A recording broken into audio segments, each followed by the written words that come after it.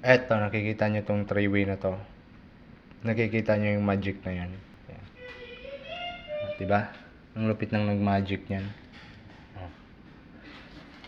Sininsid lang yung, yung pader.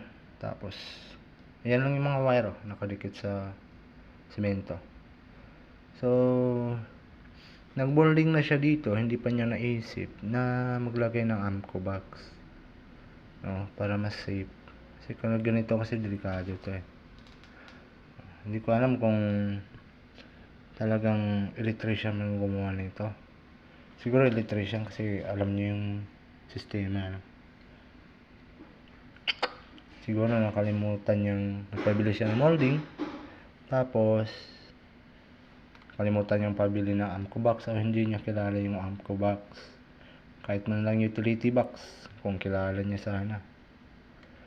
Ay naku nga naman, ito yung mga pamaraan na hindi pasado sa international of law. Ay naku na naman. So kain muna tayo. So guys, vlog guys.